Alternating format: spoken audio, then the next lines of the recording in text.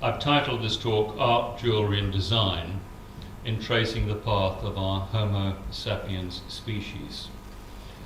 It's meant to be both a light-hearted and parts of it are serious, but to just look at some of the information we have about our past.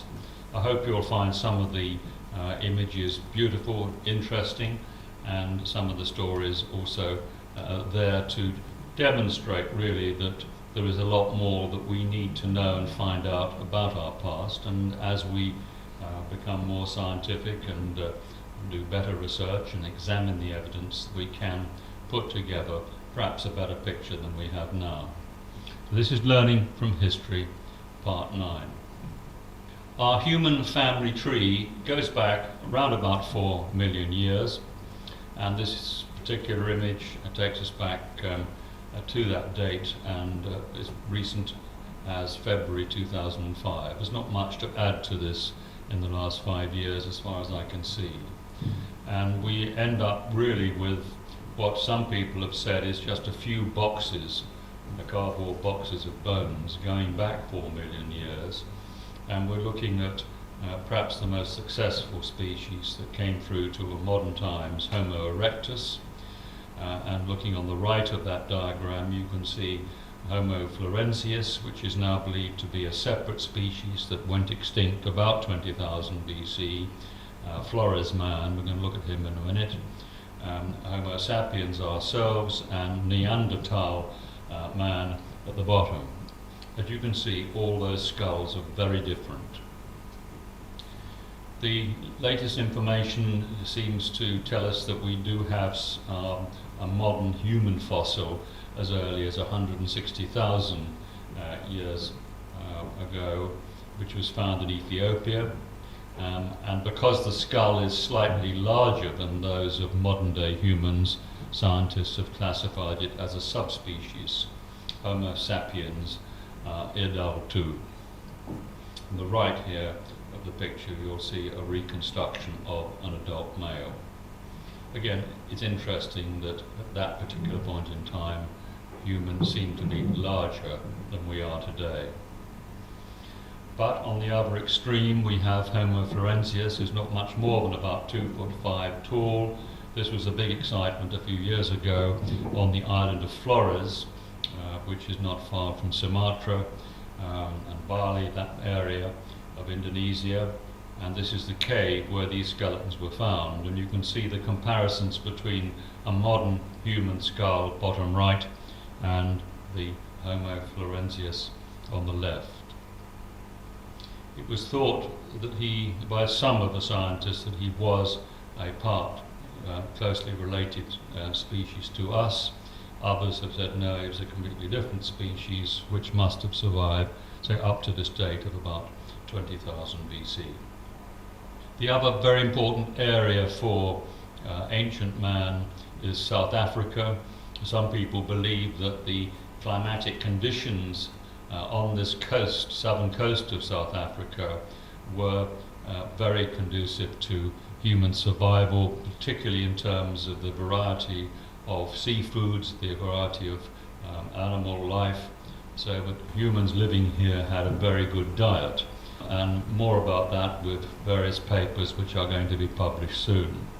But we're going to look at Bombas Cave, where most of the research has been done, around about 80,000 BC, and we find the oldest known artwork and jewellery. In terms of jewellery, we have these beads, quite clearly made from seashells, from the tiny estuary mollusk.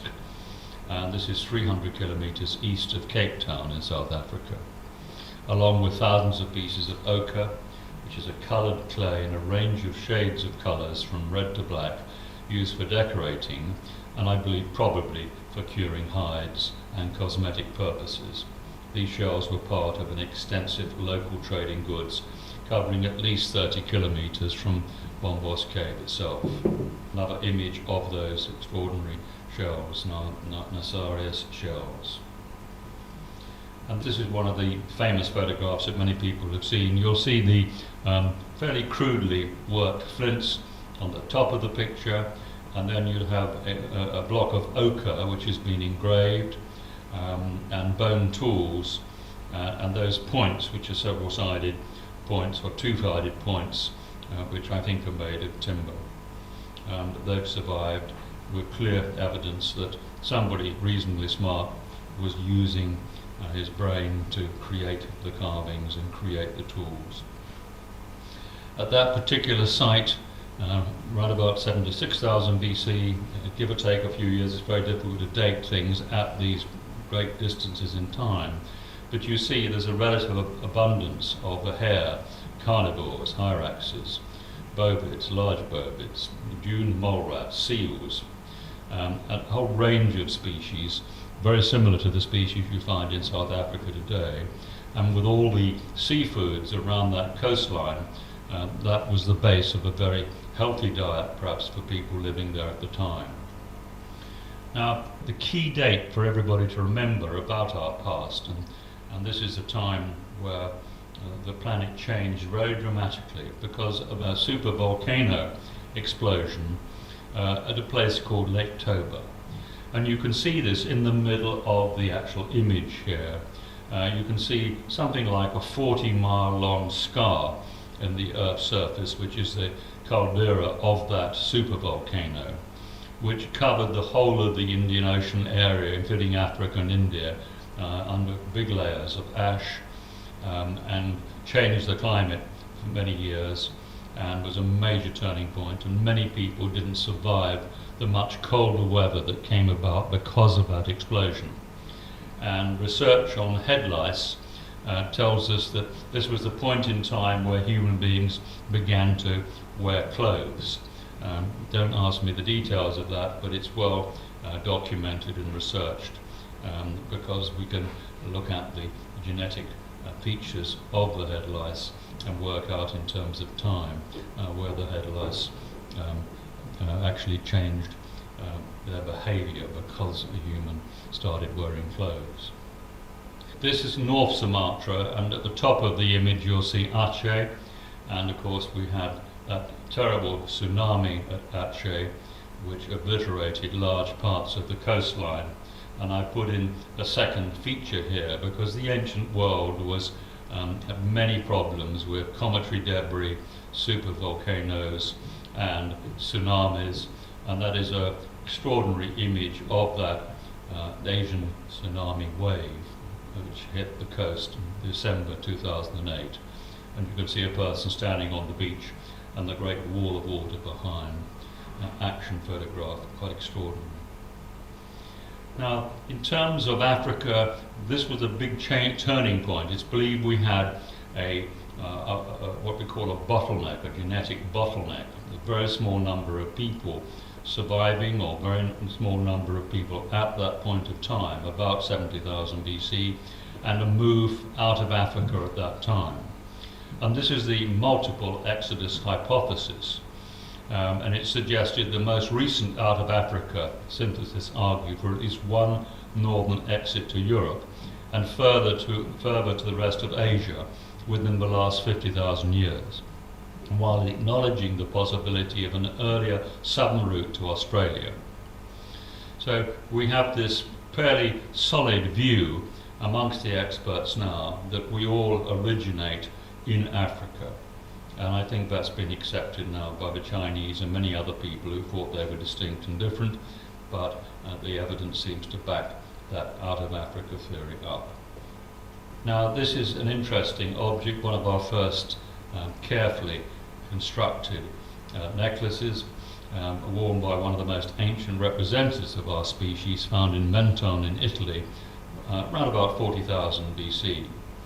And the magical objects consist of shells, teeth, and the vertebrae of fish. So perhaps as a lesson here is don't chuck all the fish bones out, see what you can do with them. But it certainly takes a little bit of skill and interest to produce something which actually looks very attractive and would have looked pretty good at the time, I'm sure. Lake Mungo Man, the oldest known cremations discovered in 1974 at Lake Mungo, of what was an early anatomically human inhabitant of the continent of Australia. It's believed to be the first evidence we have of what we call Homo sapiens or Homo sapiens. And the new studies show that this particular man here was abnormally tall, 6'5". So in this fossil record, we're pulling up people who are abnormally tall, which is an interesting part of the history and the subject we're going to look at about perhaps our more recent ancestors.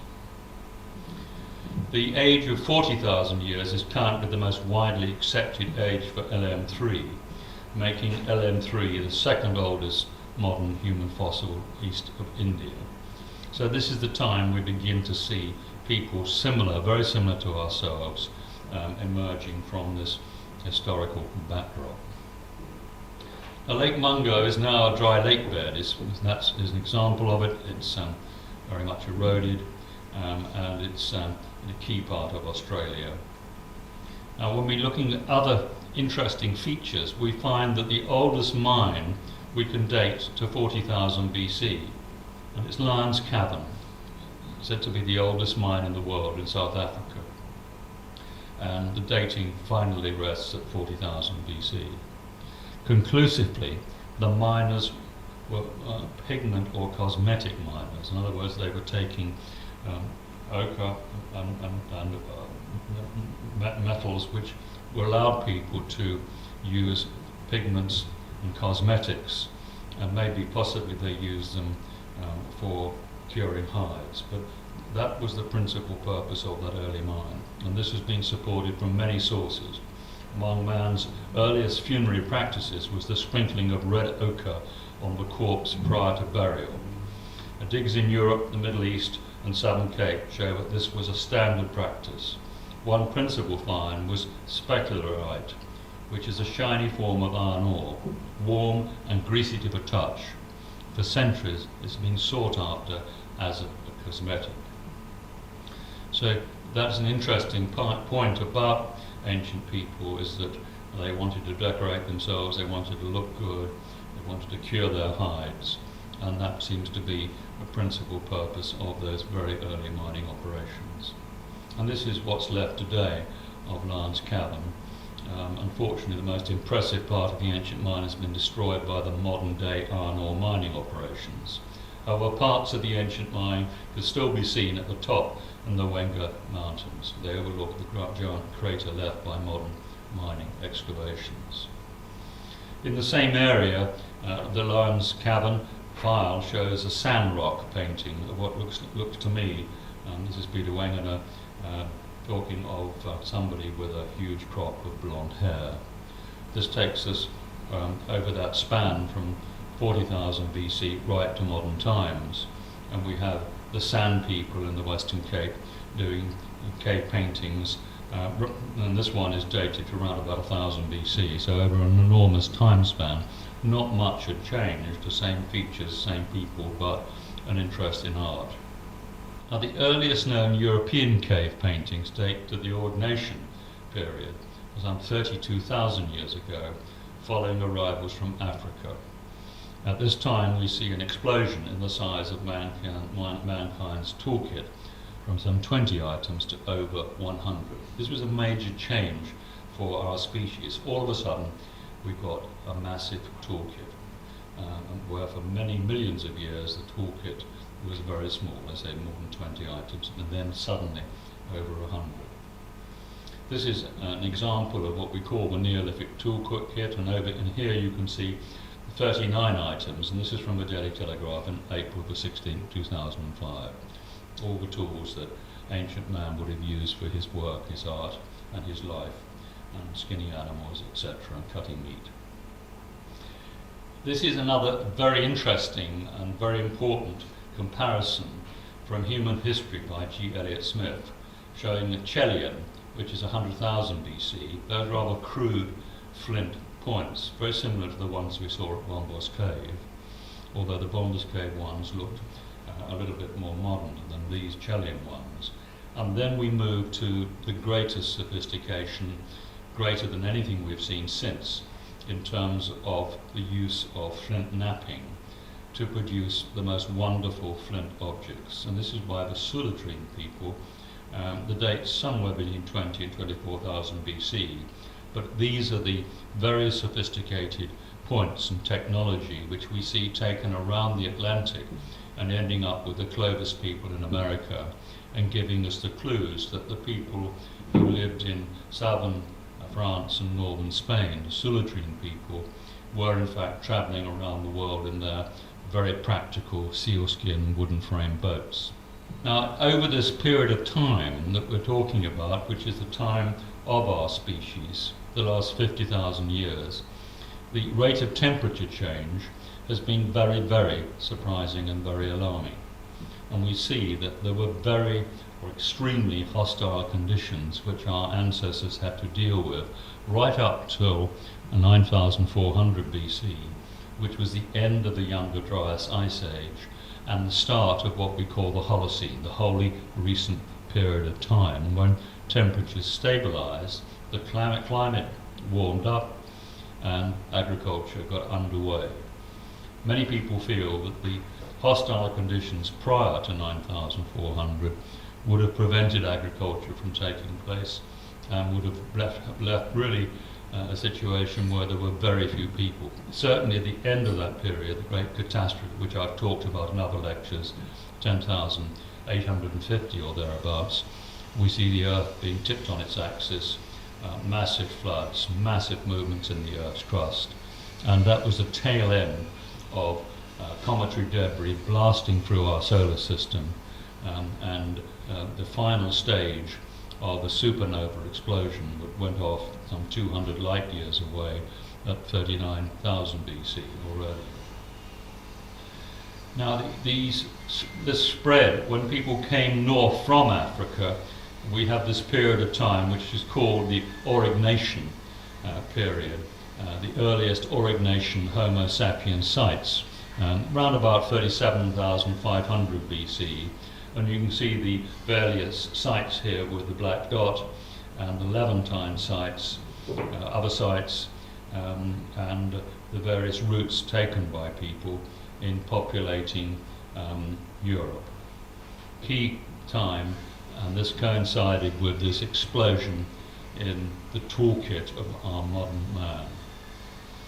Now, I've inserted into this talk recent research, marvellous research, which one should, if you've got a web, look at it, dial up R. Cedric Leonard and look at his work on Atlantis, his views on Atlantis, and his extract from Atlantis and Cro-magnon man, anthropological insights. And here we can look a little more detail at who is Cro-magnon man, and is he a special version of Homo sapiens sapiens or what? But let's look at some of these slides and see where this takes us.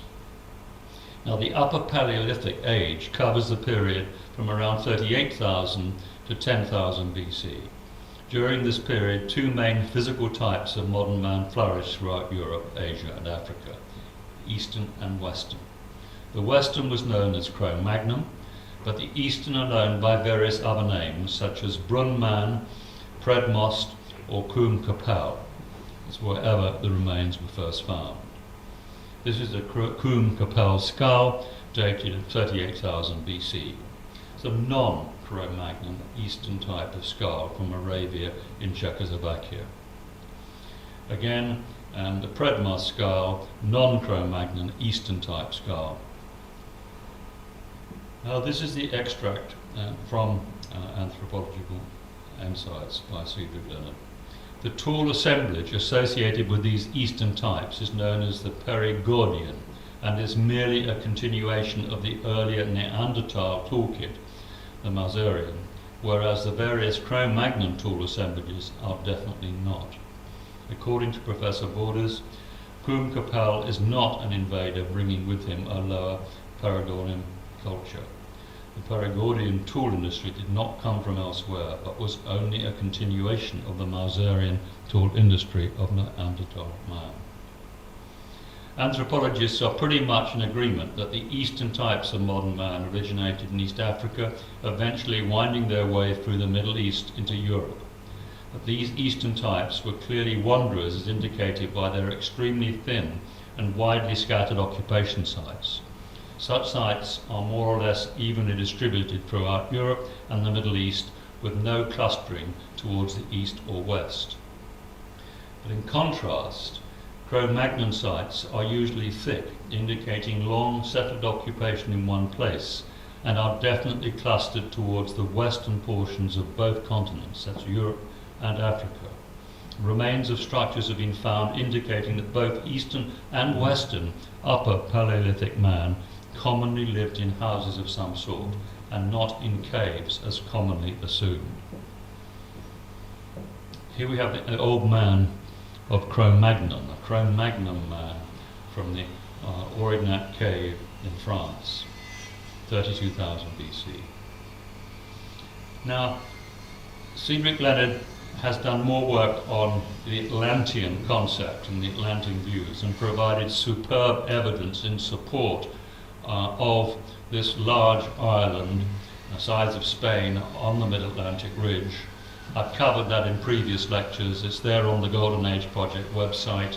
A German team are translating much of the material into German for release to the German public, and there are a great deal of support from many quarters, and Cedric Leonard is at the centre of that supporting research on this particular subject. So near the date of 35,000 BC, a few thousand years after the first appearance in Europe of modern man, a taller, more powerfully built, more rugged man suddenly invades the western shores of Europe and North Africa. This rugged, innovative, large-brained man is dubbed Cro-magnon, named after the first specimen discovered at Cro-magnon Cave, a few miles from Aurignac. Consequently, his tool assemblage was labelled Aurignation.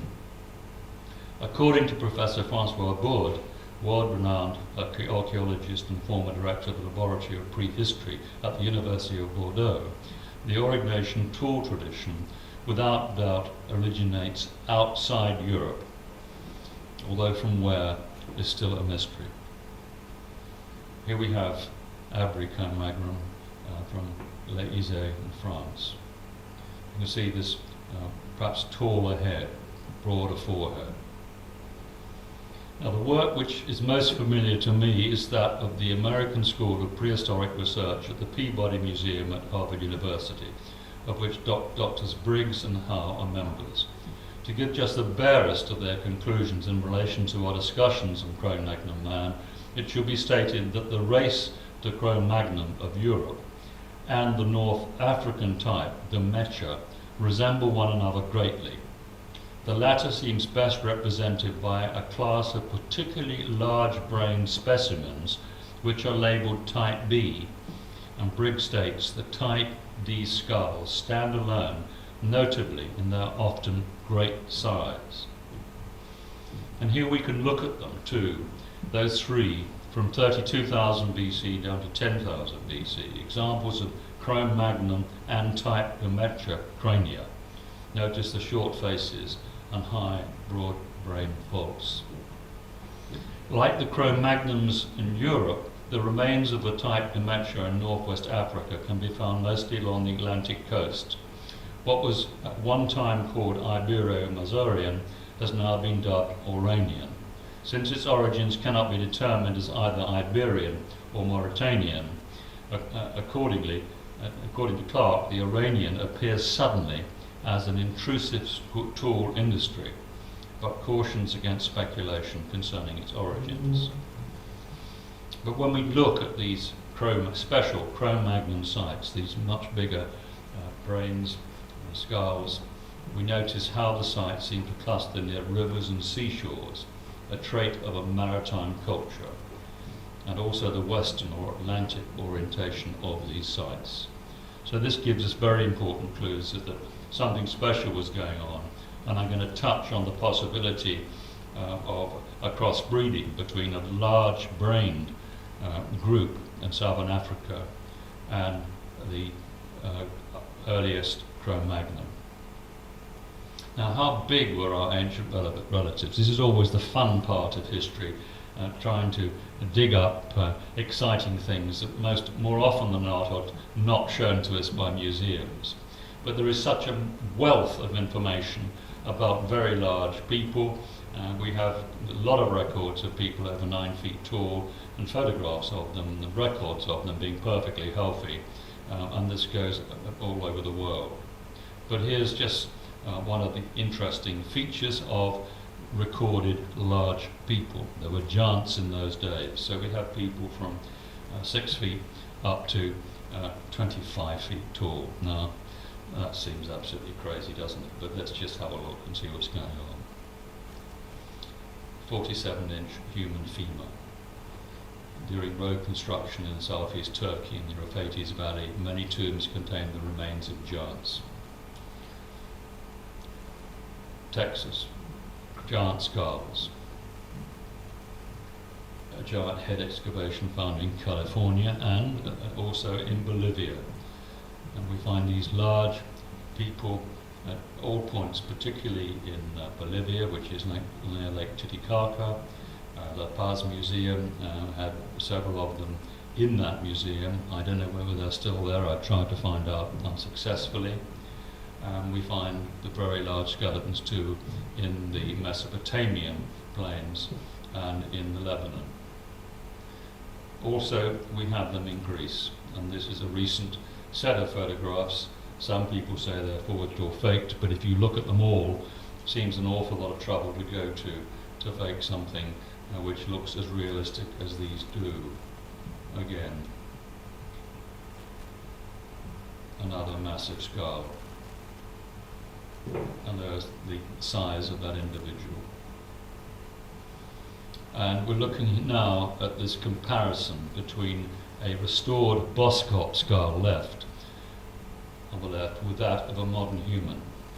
In 1913, Frederick Fitzsimons discovered a skull named Boskop after the vicinity near Potchefstroom, South Africa, where it was found. It's not far from Port Elizabeth, and this is the home of Professor Peter Wagener, and this is Peter Wagener's material which I'm using here, and he is the expert on Boskop man. He says there are many more specimens. It's a major feature of that area, these very large brain people, and he believes that the conditions under which people were living in southern Africa provided sufficient food and quality of food for humans to have been very successful over a long period of time. So we're looking now at the possibility, and Peter Wagener is very clear on this point, that Boskop man may well have crossbred with Cro-magnon to give us in effect what we have today, which is our modern species, and would have given us these very tall giants which we hear about in our history. There is also the issue too, of course, that if we had a much denser atmosphere prior to the Great Catastrophe at 10,850, then that much denser atmosphere would have created much larger humans as it did animals, because this is where we find the giant saber-toothed tiger, the mammoths, the sloths, a whole range of species which under a much denser atmosphere grew to a much greater size. And this needs to be factored in perhaps to all the arguments that we're looking at here in trying to uncover the past about our species. Now, archaeologists have been at a loss to give a realistic explanation for the implied properties of this skull. It does not fit the accepted theories of evolution. This is the author, Peter Wagener, with the Boskop skull. And the acknowledgements are to Pierre Watson, the Port Elizabeth Museum, for permission to study and photograph the Boskop skull. I think we're going to be hearing a lot more about this because it seems to fit the overall picture. It's an area which needs to be looked at, and hopefully this will be hot news within the next 2 years. When we look at the ancient Sumerian records, we've got here a Sumerian tablet with a seated giant king. He's clearly much bigger than the smaller people. There are many examples of this. How tall might this king be if he stood up? The more you study this image, the more symbolism you'll find. Note the great detail of the king's attire and cuneiform writing of the day. Here we have, on the right-hand side first, is a 9-foot high man from Mongolia who was presented to the Tsar of Russia, and that's a famous picture around about 1922. And we have also have another man who's much smaller, in fact, but you can imagine how small the people are around him. He's only 7'5", but we've always had very tall people, and many of those people have been quite normal in their physical ability. They have not necessarily had growth problems with hormones, etc. And this is another interesting feature of many ancient statues. We're looking at people with 6 fingers, and we find them with 6 toes as well. We're looking now at these early Cro-magnon skills. These skills we find with this explosion in the toolkit round about 38,000 BC. Lion human, a carving discovered in a cave in Germany. Flying duck on the wall of the German cave. So flying ducks have been around a long while decorating walls. A 30,000-year-old spotted hyena painting found at the Chauvet cave in France.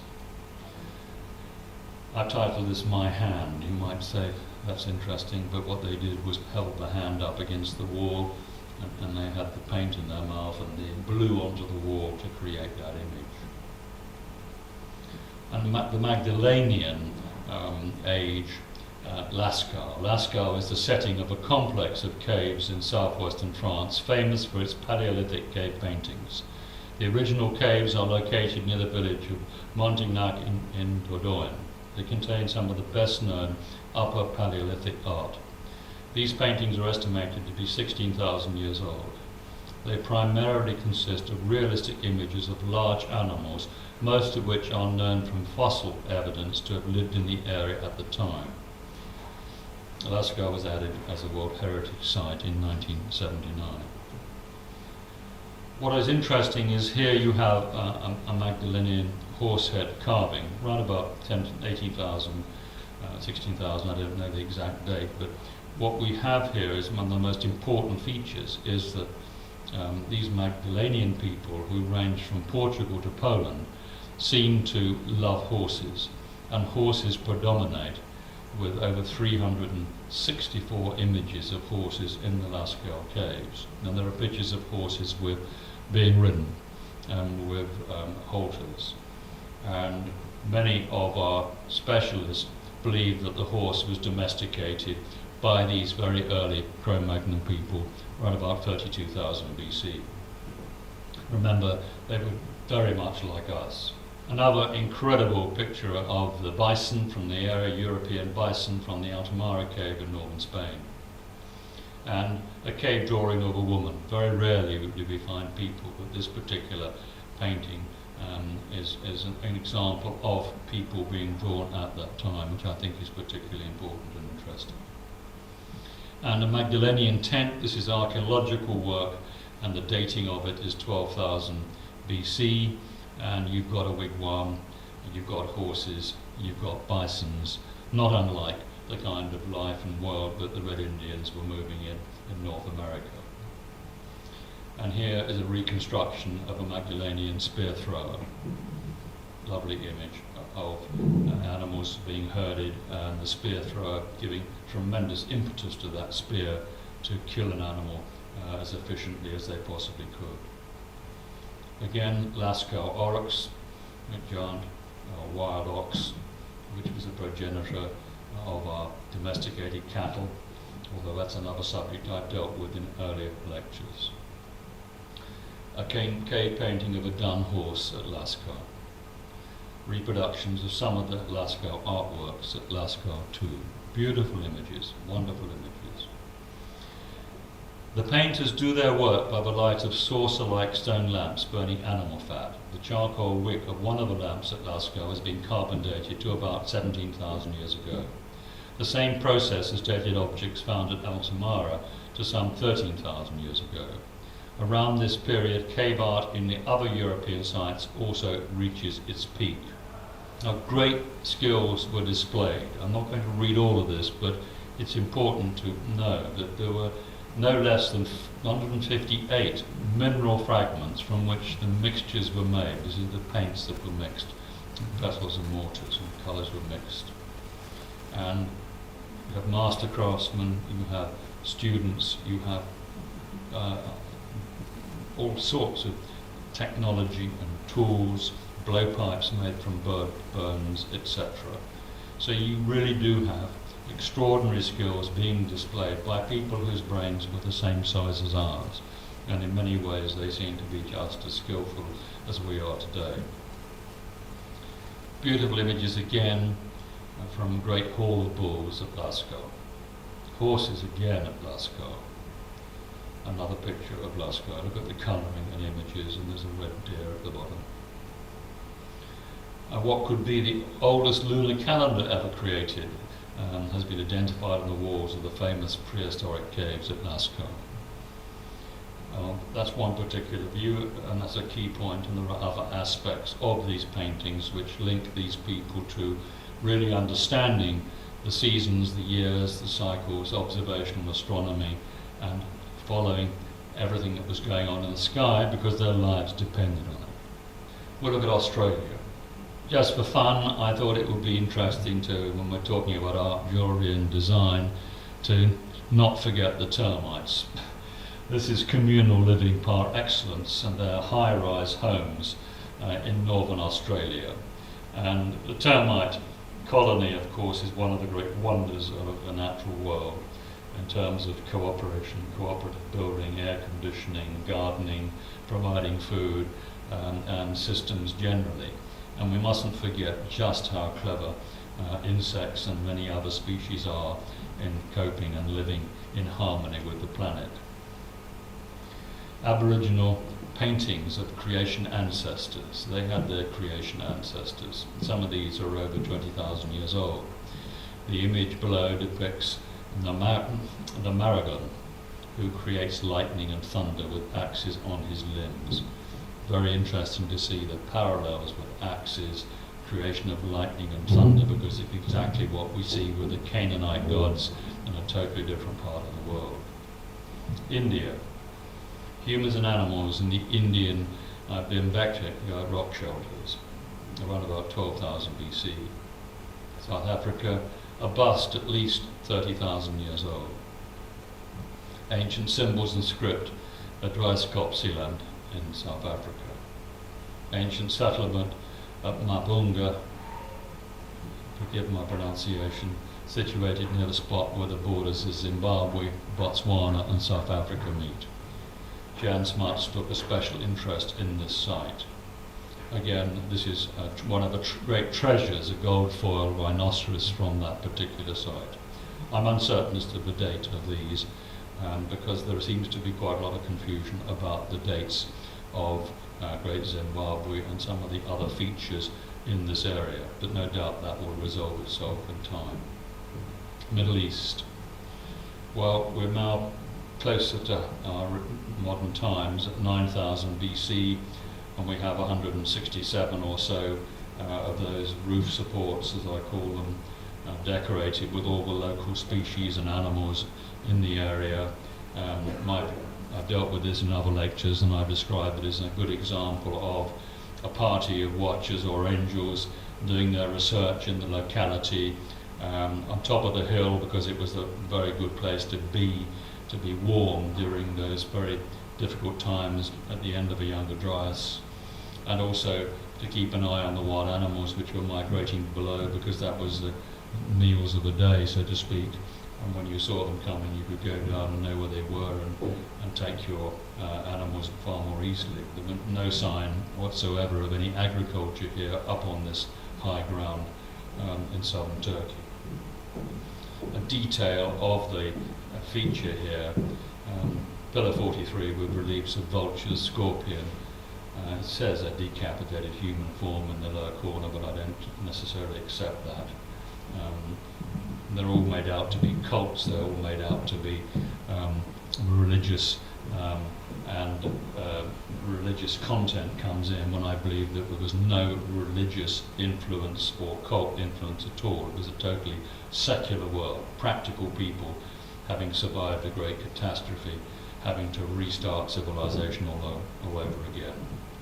These are some of the first images we see of those early peoples who restarted civilization and agriculture in southern Lebanon.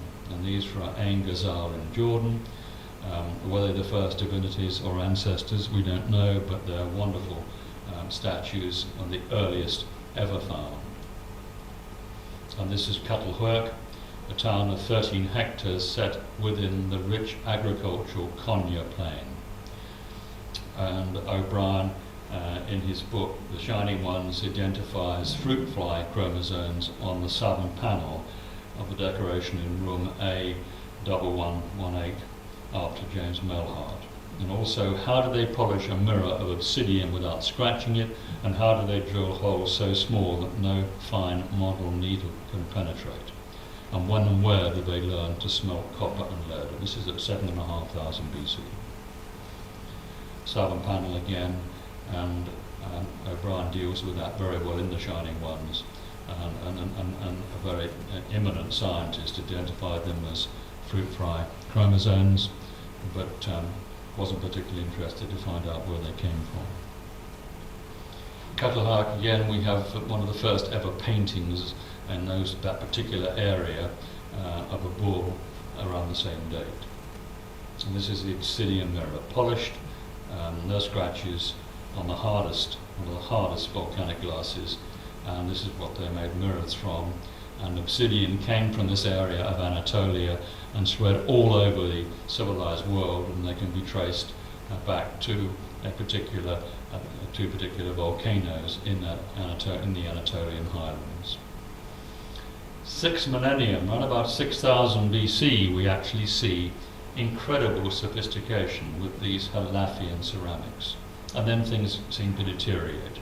So we have one of the best examples from Plato, Prehistorian, by Mary Settergast, and she's many other examples of great sophistication at very early dates. This is a slightly later period, the Sumatra pottery, quite different, and not in the same class as the earlier Halafian, and the culture of Sumatra was preceded in northern Mesopotamia by that of Tel Hassuna, and we're now finding more and more remains of city-state tells or occupation mounds, which take us right the way through the northern arc of Syria into the Lebanon, down into the Jordan Valley, with the latest city-state in the Jordan Valley comparing in both date and size to the great city of Ur in Mesopotamia, or Sumer. In Egypt, archaic Egypt, we find some of the most sophisticated pottery, the Bardari pottery, which was incredibly light and incredibly strong, and the suggestion is that was made from a geopolymer. In other words, it was formed, dried, and geopolymer was used to create these kind of objects, and advanced technology. There are signs of it today still being used by Africans, but this was very sophisticated at these very early dates. And this is an example of a moulded cup, a clay and geopolymer moulded cup. And this is Joseph Davidovit's research, very important. Again, examples of moulding in geopolymer stones, limestone, granite, sandstone, and arkose. A chlorite vessel known as the hut pot, early dynastic period in Sumer, because it appears to represent the facade of a reed hut.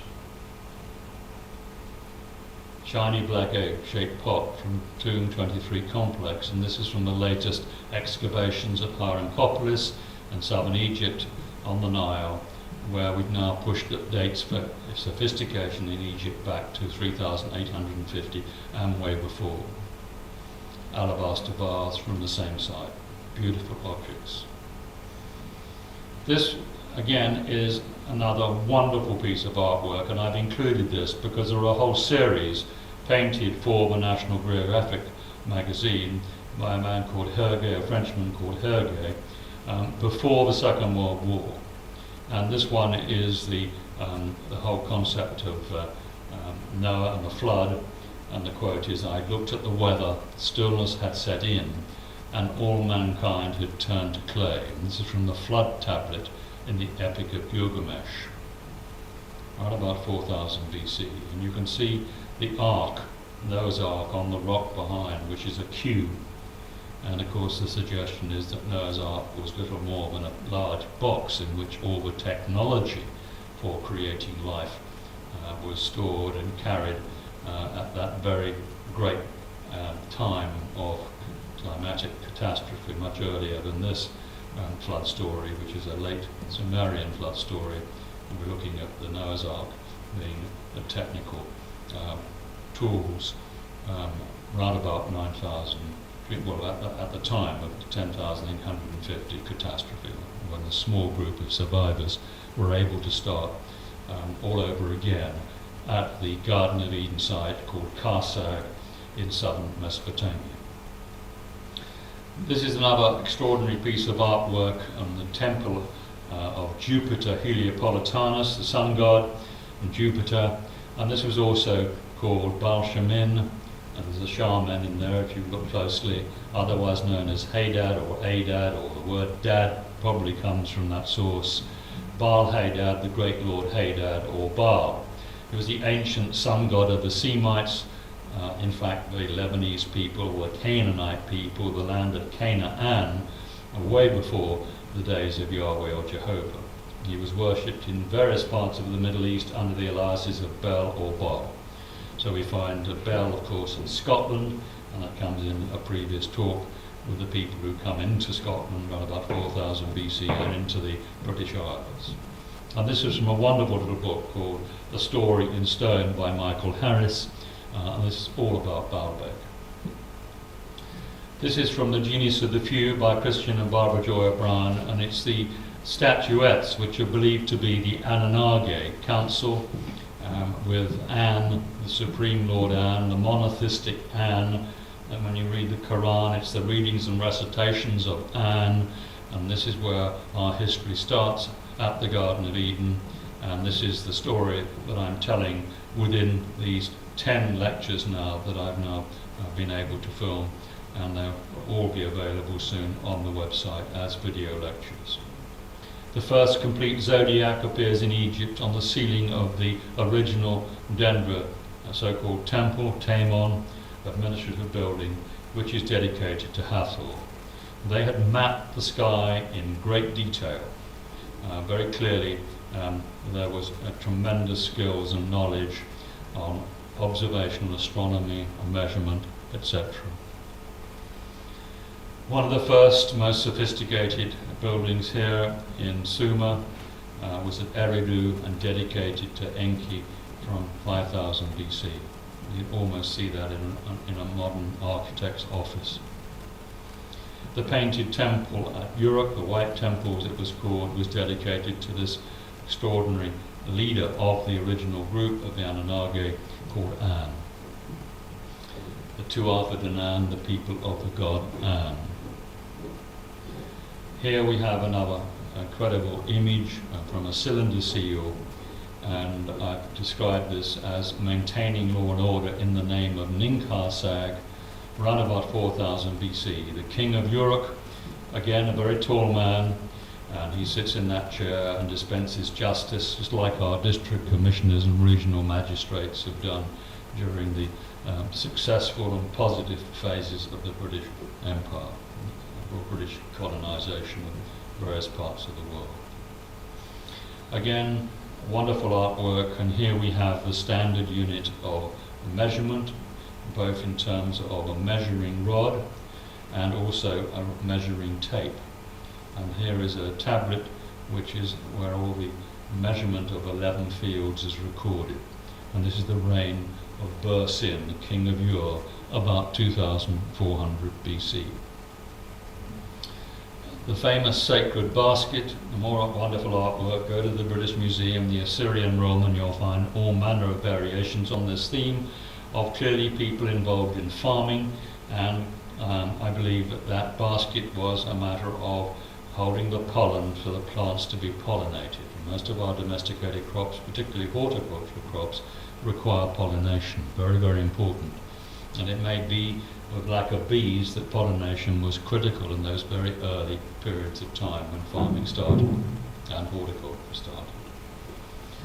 Wonderful artwork described by specialists as being superior to the Greek sculpture. This lady would have had polished and painted quartz eyes, copper eyelashes, and a wig, rendering a lifelike appearance, the Lady of Walker, around about 4000 BC. Very clearly a European Aryan type, although we have, and always have had, in that whole region, a range of racial types. It's only our racial bad attitudes that put labels and names on people because of their so-called racial characteristics, when in fact we're all incredibly closely related genetically. A beautiful alabaster trough from Walker, which is a modern name for Uruk. And here you see those same symbols of Ninkarsag, our Earth Mother Goddess, the single lady in the Karsag group, married to Enlil. So it was An, Enlil, Enki, and Ninkarsag, prominent members of that group. And she's remembered here at Uruk, and this on the carving of this trough are her symbols.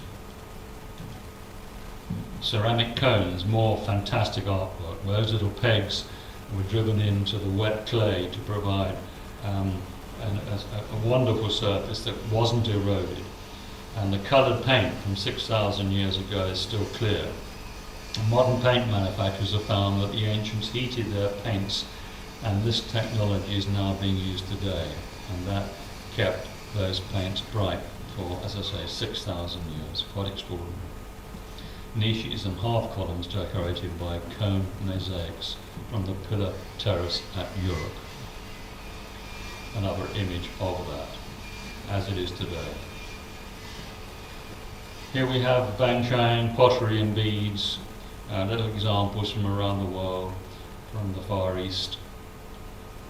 And here we have a very interesting extract from the book of L.A. Waddell, who wrote a series of superb books on our history, which should be revised and looked at again by all archaeologists and historians.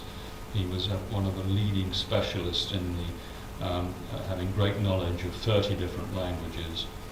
And this is a carved ivory handle of a stone knife found in Egypt, the pre-dynastic age, now in the Louvre.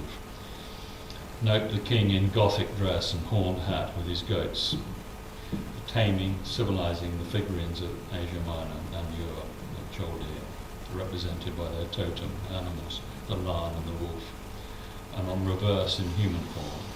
The same scene is found on Sumerian and ancient Britain monuments to show the influence of the Sumerians went into the Indus Valley, went into Egypt, went to Britain. The whole of Europe was not left out of that Sumerian influence and Sumerian language.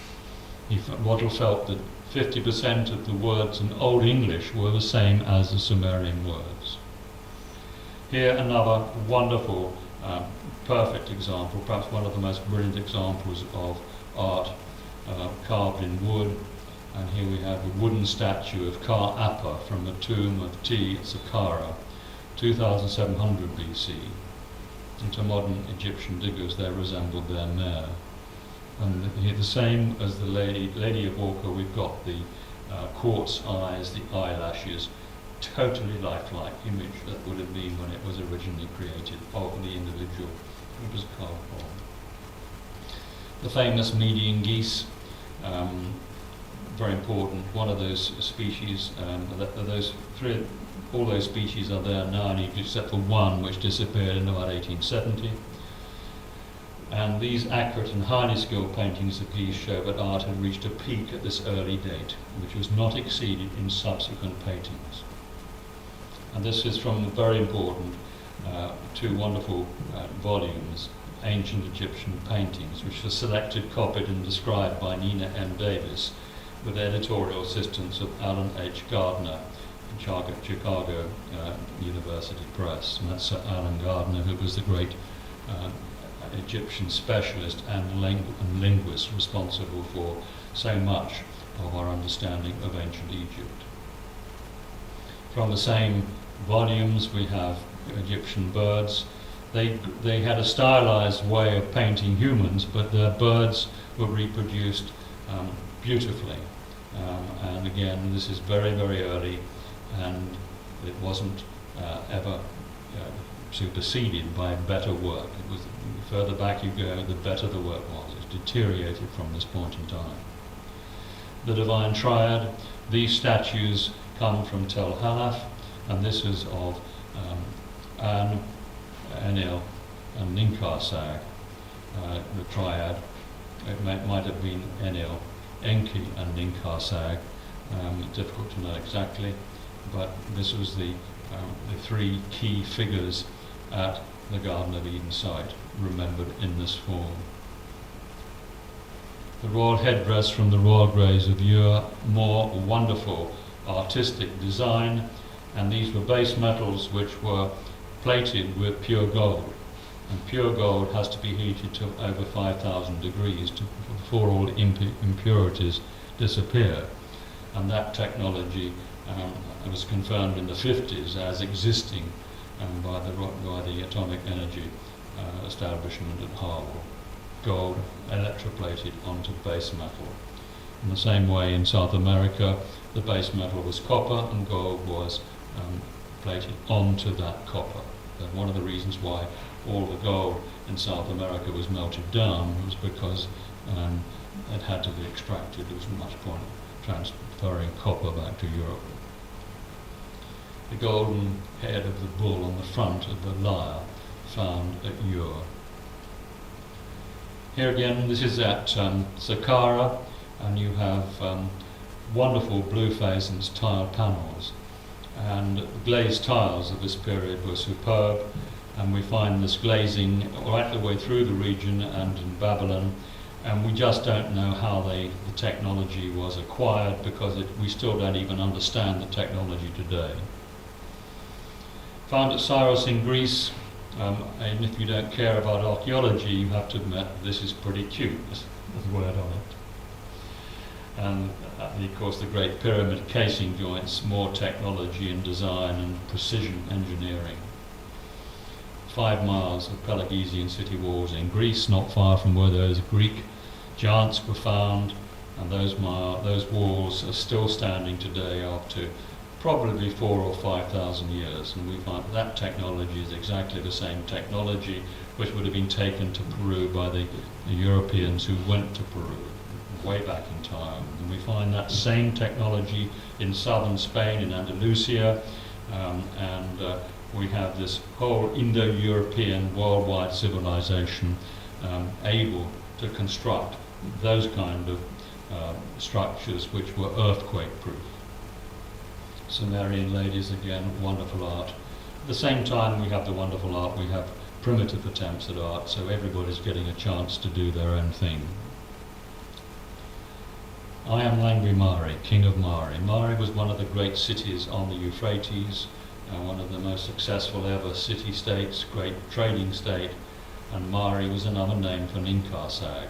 Mari was the god of the Basque, and this is a great historical excavation carried out principally by André Parrot, and this is really an area which one has to look at. Mari in 3000 BC had over 200 craft trades and guilds. Here we go to Knossos and look at the wonderful fresco of an acrobat on a bull with 2 female acrobats on either side. A Baghdad boat, the photograph taken in 1905. The royal standard of Ur, with all the farm animals, very much an agricultural and a domesticated scene. Europe peace on one side of the standard of Ur and Europe war on the other. That's the archaeological explanation here. But in the very early times, these city-states were peaceful. We don't really find fighting coming along until we get to these great catastrophes, cosmic catastrophes, which cause so much destruction and breakup of what I call the Golden Age. Again, very early, found at Naxos in Greece. One might almost say modern art, but look at those features there. Wonderful artistry, wonderful skills at very early dates. Stonehenge, we've got the mortise and tenon joints all the structures there which demonstrate that Stonehenge would have had a very substantial timber roof. That's the purpose of going to all that trouble.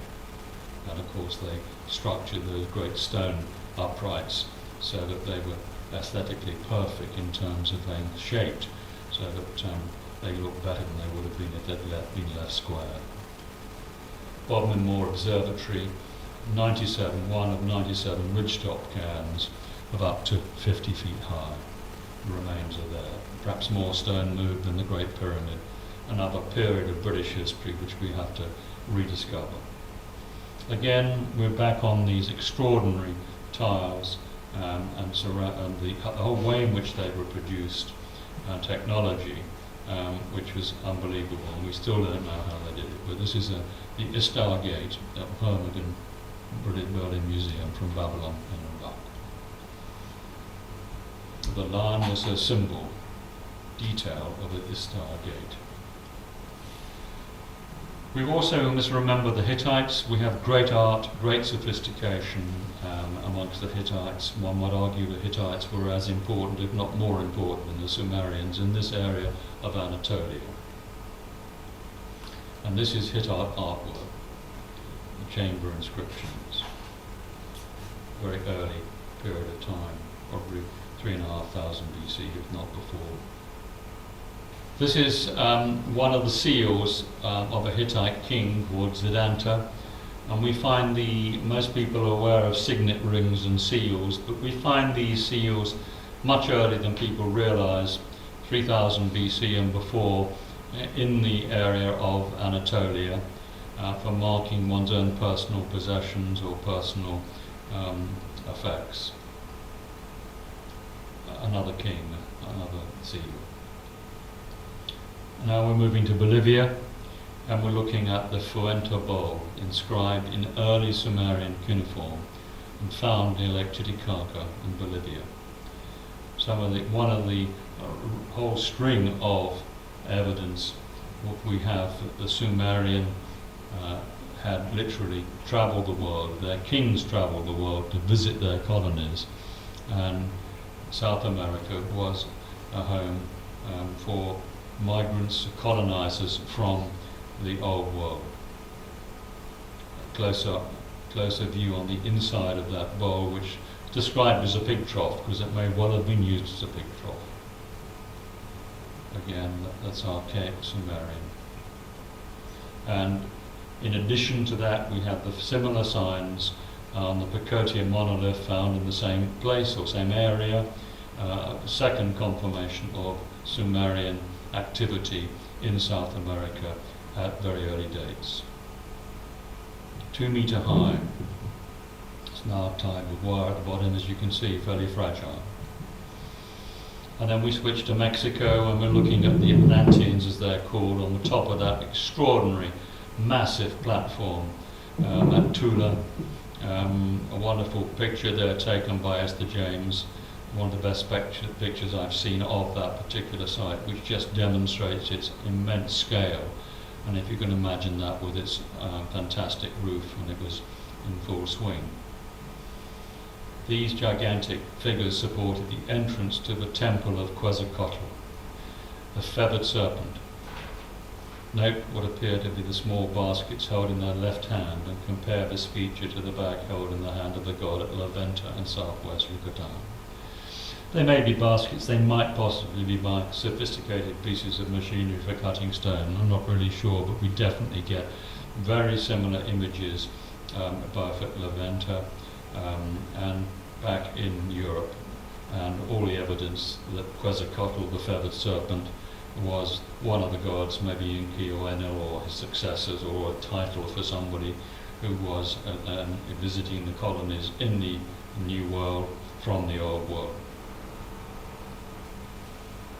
And that's Lavente, that very important area where we find so much evidence of Old World influence in the Americas.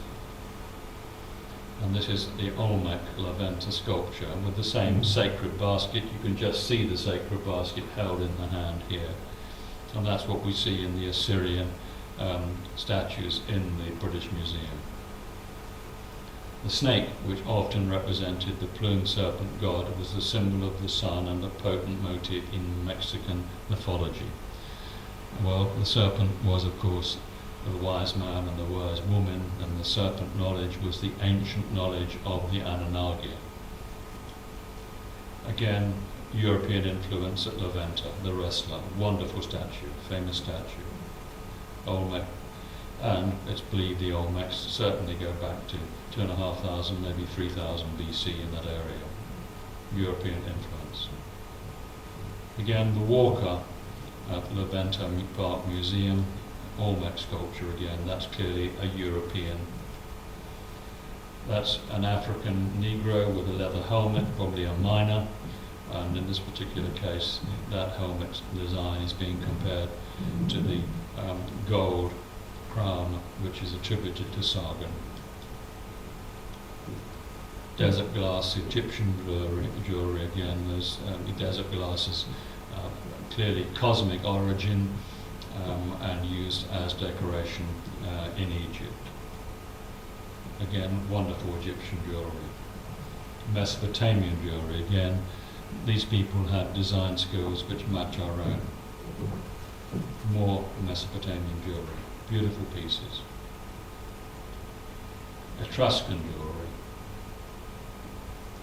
Etruscans, very, very important, peaceful people, mixed race people. You see white, black, all colours under the rainbow, in the main administrative buildings, all clearly cohabiting together, peaceful, a refuge of the old order from the Golden Age, until it was corrupted and disrupted by the Roman Empire, as we will call it later.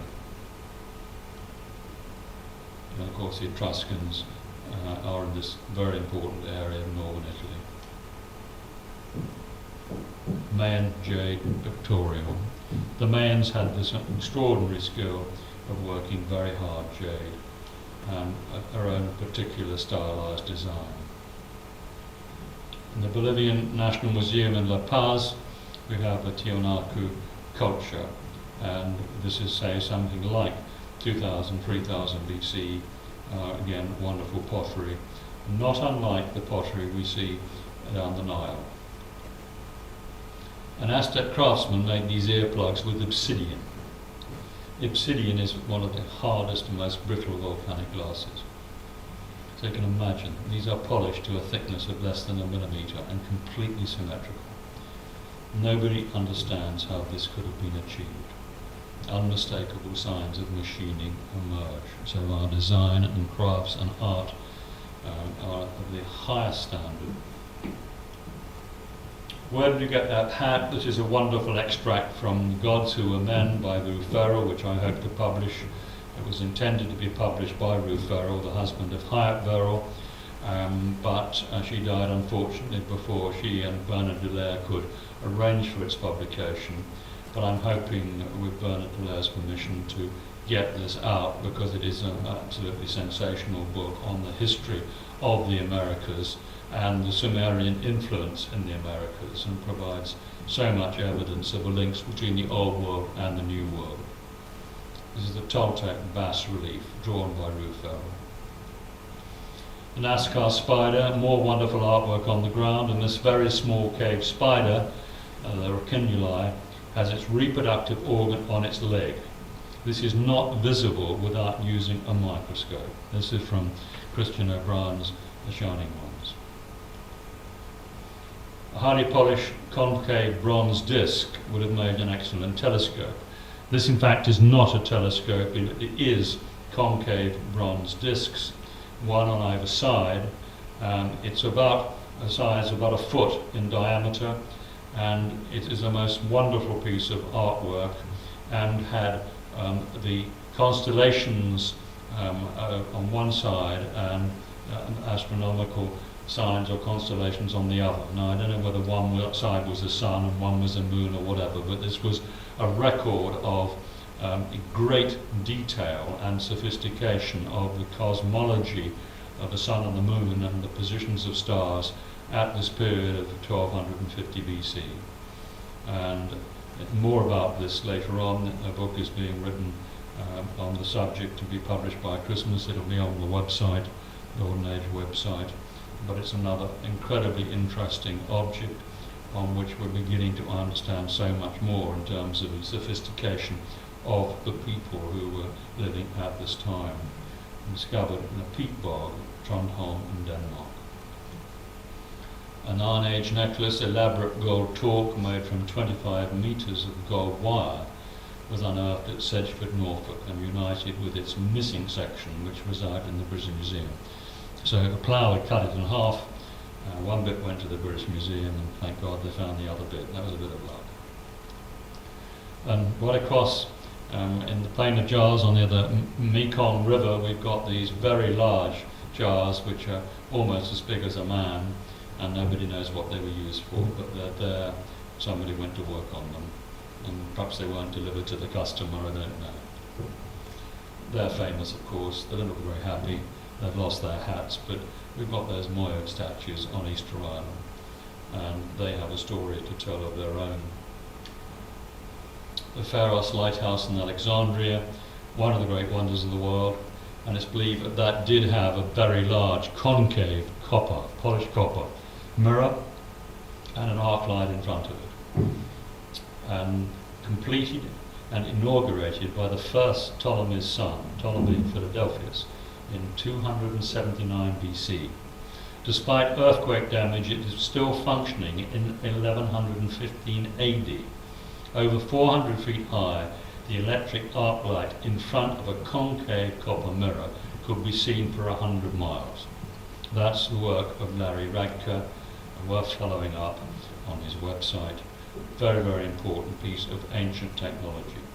And of course, remember, Alexandria was the greatest base for knowledge in the ancient world, and we see so many inventions being put together by people like Heron and other great scholars and engineers in that incredible period from the time of Alexander the Great's death, and the good works that the Ptolemies did in centering all the knowledge, the libraries, everything in Alexandria, the great centre of knowledge in the ancient world. A Romano-Celtic mirror, copper polished mirror. The Egyptians produced the same kind of polished copper mirrors. Here we have more art, design, and a bit of music thrown in, and we find the panpipes of the Old World were found in use in Panama, Colombia, and Peru. The same panpipes were found in the Solomon Islands with the tonal identity and the same pitch. Surely another example, moving in one direction or another, of contact culture. Very interesting that you find this knowledge, and it comes from a very important reference book called God, Kings and Titans by James Bailey. The Winged Bull of Korshavah, more incredible artwork. And this is what you see in the Assyrian room at the British Museum. And King Ashburnipal and the Assyrians had absolutely no doubt who the gods were and what they did and how they delivered agriculture and civilization. They were on the walls of their palace, laid out wonderfully, and those statues are now, many of them, in the British Museum Assyrian room. And the same way that Hadrian also understood the gods and who had delivered civilization and agriculture, built the Pantheon in Rome to honour them. And I've dealt with that in previous lectures. A relief of a lion hunting found in Nimrod, a lion killing a slave at Nimrod. That's the title of these images. Gold necklace, anklets, crown and armbands dating from around 800 BC, which were among the Assyrian artifacts found in the tombs of Nimrod, not far from northeast of Baghdad, Korshavah and Nimrod, very close together, very close to the city of Mosul. Now we cross the oceans and we find the Maori tribesmen wearing these tattoos, facial tattoos, and remember the Maoris arrived after the Celts. The Celts were in New Zealand before the Maoris were, and that's another story, but a very interesting one. African women with ritual scarification, say more artwork and design here. And here we have the Kayan long-necked woman. For me that's going a bit far, but she looks very happy and contented and very beautiful. no doubt. That's a little more fearsome from New Guinea, the Asmat tribe nose ornament. The Homi in Benin in Africa, West Africa. The Fula peoples, Africa, tribal jewellery and dress.